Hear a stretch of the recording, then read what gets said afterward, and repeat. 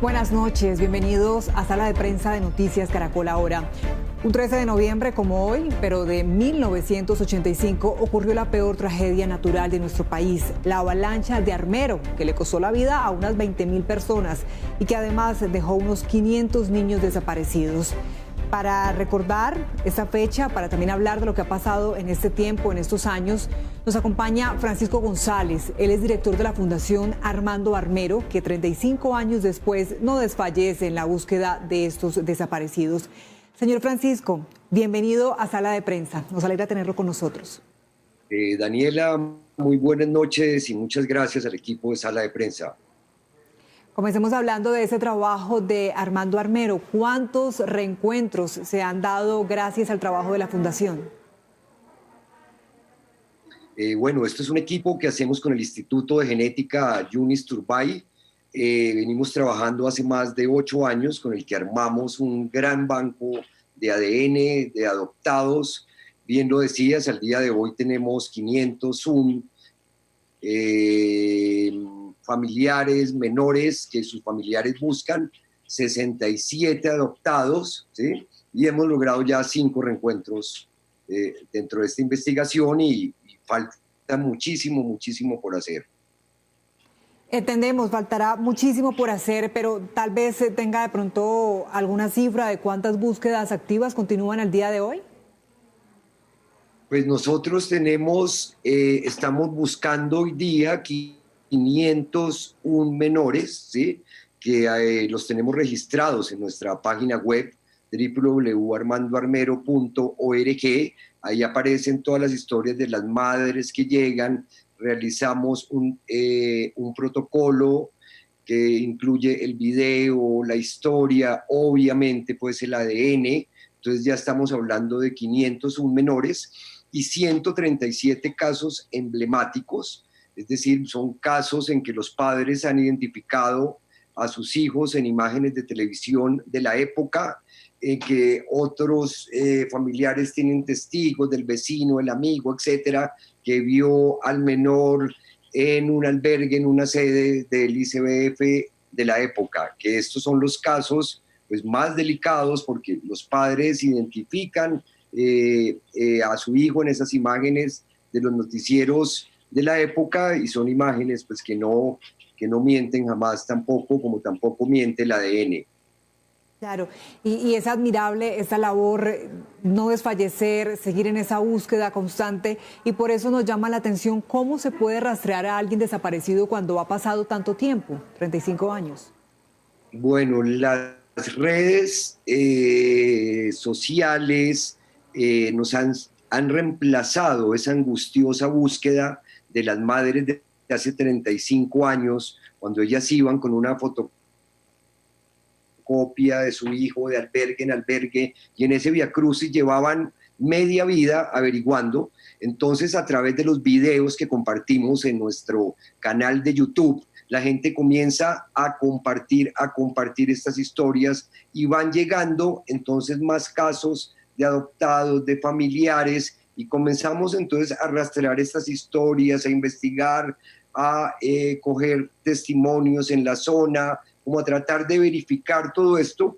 Y repito, pues el ADN que nos dona el Instituto de Genética Yunis Turbay es lo que nos da realmente el cotejo y nos dice este es el hijo o es la hermana. En eso sí no nos equivocamos y trabajamos de mano de la ciencia y pues de una investigación pues precaria porque pues no tenemos recursos. El Estado, todos los gobiernos han volteado la cara, ¿sí?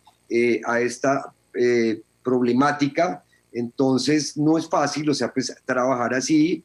Necesitamos ya que los congresistas, algún congresista nos dé la mano, hagamos una ley de víctimas de los niños perdidos de Armero, abramos todos esos archivos, vayamos, porque es que no solamente es el archivo de Ibagué, el tan nombrado Libro Rojo, hay muchos archivos en todo el país, en Zipaquirá, en Villeta, muchos menores fueron llevados a distintas partes, hay que averiguar las salidas del TAS, las salidas del país, Entonces hay que buscar respuestas y esto lo podemos hacer es de la mano del gobierno para que no nos dé la espalda. Ojalá este gobierno pueda solucionar esto porque van muchos gobiernos y no pasa nada, siempre dan la espalda o únicamente aparecemos cuando hay una conmemoración o cuando hay un reencuentro. Entonces ya es hora de darle tranquilidad a todos estos familiares. Qué lamentable. Y entonces, ¿qué tipo de ayuda ustedes reciben? ¿De qué manera se han sostenido durante estos años? No, esto es muy difícil. Por decir algo, los artistas plásticos hicieron una subasta hace unos años, con eso pudimos invertir en una página web más robusta, mis hermanos, los amigos, lo que yo me gano en contraticos, en cosas, pues yo se lo invierto, o sea, no es nada fácil, o sea, pues hacer investigación, o sea, por eso necesitamos que también la empresa privada nos dé la mano y el gobierno y podamos hacer una investigación seria que no vale mucho, o sea, una investigación que se haga pues en un año, con eso solucionamos, logramos reencuentros, muestras de sangre de los adoptados a finales de 1985 y de 1986. Entonces, no es nada complicado, ¿sí?, hacer esta investigación. Se necesita voluntad política y que los políticos entiendan que esto no da más allá, o sea, pues de 1000 votos y que no se trata de votaciones o cosas, se trata de una causa humanitaria en la que debemos estar pendientes todo Colombia. Es decir, que en estos 35 años ustedes han estado solos tratando de buscar la forma de salir adelante en ese propósito con otros medios, menos con la ayuda del Estado. ¿En ningún momento han recibido esta ayuda estatal? En ningún momento, cuando nos hemos acercado al ICBF, por ejemplo, el actual funcionario del gobierno, Diego Molano, cuando fue director del ICBF, tuvimos un acercamiento bien interesante, hicimos una charla en la Feria del Libro, donde estuvo Santiago Rojas, William Ospina, Juan David Correa, Ginette Bedoya. Ahí se comprometió a armar equipo, pero desafortunadamente él salió de la institución y con los mandos medios no pudimos llegar pues a algún acuerdo, porque ellos querían era que le entregáramos la investigación y que no participáramos de esta investigación. Yo creo que la investigación debe hacerse con esta ONG en equipo, con la academia y con el gobierno, no que nos saquen. Eso fue lo que ellos pretendían en esa época, entonces nosotros continuamos investigando, pero nosotros tenemos, o sea, pues todo un trabajo que hay que continuar haciendo, ¿sí? Y debemos estar como veedores y debemos estar como investigadores en esta investigación. Pues muy lamentable esa respuesta y lo sucedido, lo que nos está contando, señor Francisco. Sin embargo, usted se mantiene firme en ese propósito, en el objetivo de encontrar a esas personas desaparecidas, de ayudarlas a llegar a sus seres queridos. Después de tanto tiempo no se pierde la esperanza. Y quisiera saber su sentimiento, su percepción, digámoslo así, hasta cuándo usted dice vamos con este mismo propósito, si de pronto se ha puesto algún plazo, ¿qué lo tiene todavía en pie trabajando para esta causa?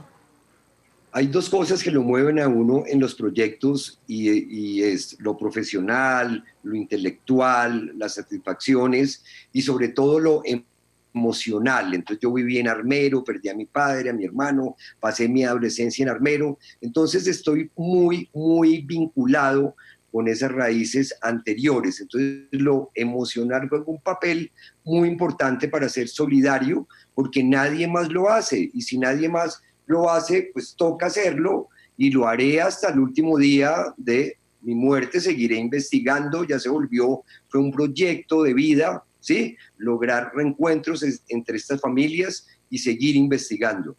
Haya o no haya apoyo del gobierno, seguiremos investigando. Obviamente la investigación será muy lenta si no hay recursos de la empresa privada, de la academia, del gobierno, pero si armamos un equipo, seguro podremos lograr muchos reencuentros más.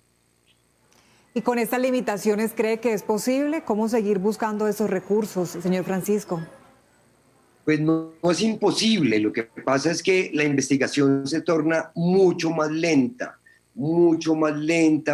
aburridora, ¿sí? O sea, como no es fácil despertarse uno en la mañana y decir, bueno, y, a ver, ¿y qué hago? Y no hay para pagar internet, y el celular, y llegó, y me toca, o sea, como las cosas básicas de la vida y necesitamos mantener un equipo. Ahora solamente trabajamos 2 personas, un asistente de investigación y yo, y los otros son voluntarios de las universidades que mientras que los forma uno, pues ya se acabó ya la práctica, ¿sí? Entonces, no, es un equipo muy profesional que a la gente pues hay que pagarle porque estos son archivos muy delicados, muy serios, que no se pueden investigar así como a la ligera.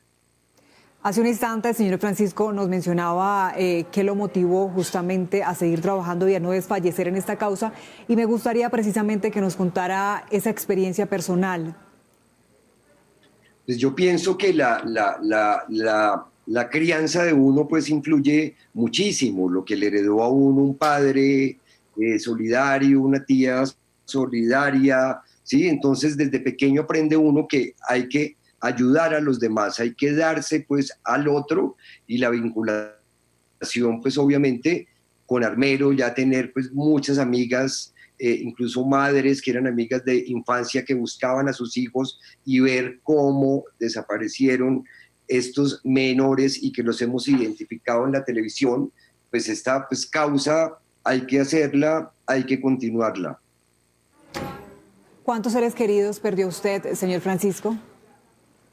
No, pues seres cercanos, perdí pues a mi padre y perdí pues a un hermano y pues bueno, y a los amigos y al pueblo y a primos y todo, pero los cercanos, pues mi padre pues y mi hermano, claro, cuando yo era un estudiante de provincia en Bogotá, que iba uno pues cada 8 días y pues despertarse uno pues de un día para otro y ser uno un estudiante con cierta comodidad y al otro día pues no tener nada, pues también eso le enseña a uno, ¿sí?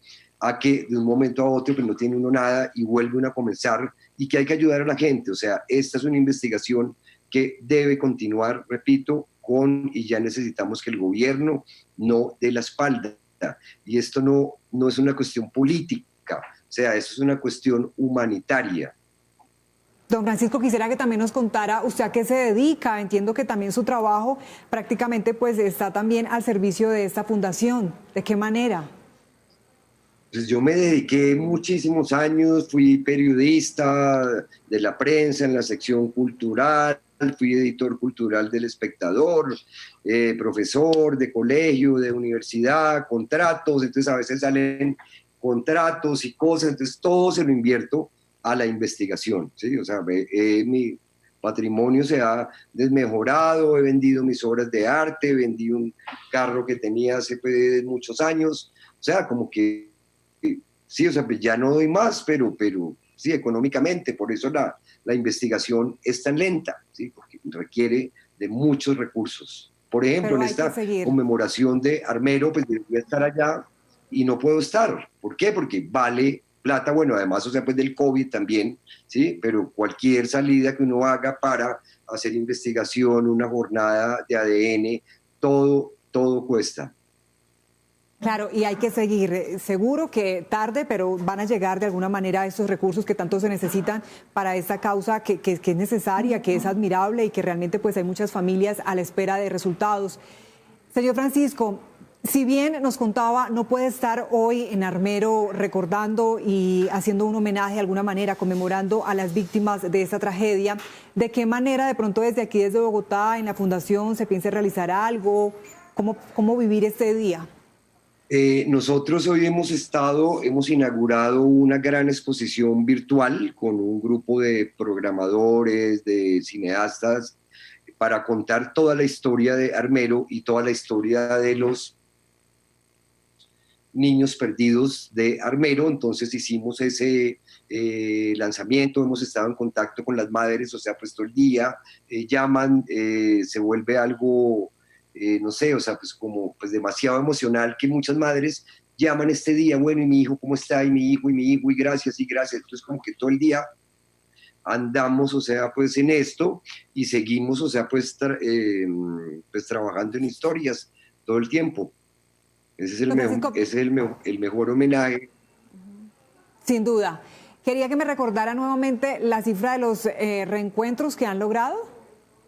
Bueno, tenemos 501 niños registrados dentro de nuestra página web, 5 reencuentros y 137 casos emblemáticos demostrados por los familiares y 67 adoptados de muchos países, de Colombia, de Holanda, Bélgica, Dinamarca, Alemania, España, Colombia y muchos, Venezuela, que están buscando a sus familiares. Entonces también necesitamos muchas más pruebas de sangre de familiares y muchas más pruebas de ADN para lograr más reencuentros.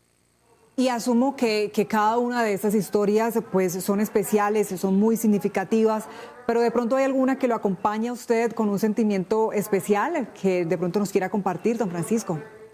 Pues Daniela, yo creo que todas las historias son importantes, son dolorosas, pero también tienen como un halo de esperanza. Cuando la madre pues, llega acá a la fundación, llora, ¿sí? También de alguna manera está haciendo el duelo, y hay como unas frases recurrentes en muchas madres que me dicen Francisco, don Armando, como me llaman, ¿sí? Ya dejamos esto en manos de Dios, en manos de la ciencia del doctor Yunis y de la Fundación Armando Armero. Entonces ellas ya sienten como un alivio, un descanso después de tantos años, porque muchos años mandaron cartas al ICBF que jamás les respondieron. Entonces se sienten acompañadas, se sienten que alguien las está entendiendo y de alguna manera también están haciendo el duelo. Importante. Y como memoria histórica, señor Francisco, ¿qué cree usted que debemos aprender, que nunca podemos olvidar los colombianos de Armero? Bueno, yo creo que hace falta definitivamente una ley de víctimas sobre los niños perdidos que incluya, ¿sí?, un protocolo para la tenencia y el rescate de menores en desastres de origen natural. Debemos aprender que la sociedad civil siempre tiene que estar de la mano del gobierno trabajando en este tipo de catástrofes de origen natural. Armero fue una catástrofe que se hubiera podido haber evitado, se hubiera podido evacuar a la gente. Todo eso está demostrado por las ponencias que se hicieron en la época en el Congreso, la de Hernando Arango Monedero, la de Guillermo Alfonso Jaramillo, o sea, y obviamente los estudios de los vulcanólogos un año antes más, y por supuesto la historia, las erupciones de 1595, registrada por los cronistas, la de 1845, o sea, esto se hubiera podido evitar. No es momento de lamentarnos, es momento de tratar de sanar la herida más grande que tiene Armero, que es la desaparición de estos niños, y por eso se llama Niños Perdidos de Armero, una causa que nos toca a todos.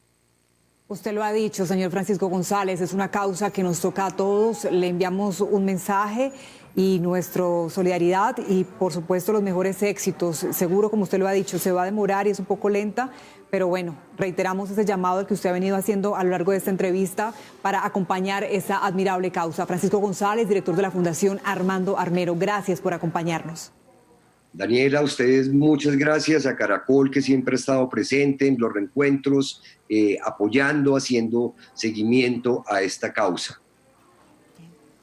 De esta manera terminamos esta emisión de Sala de Prensa de Noticias Caracol Ahora. Gracias por acompañarnos. Ya viene Signo Pesos. Que tengan buena noche y feliz fin de semana.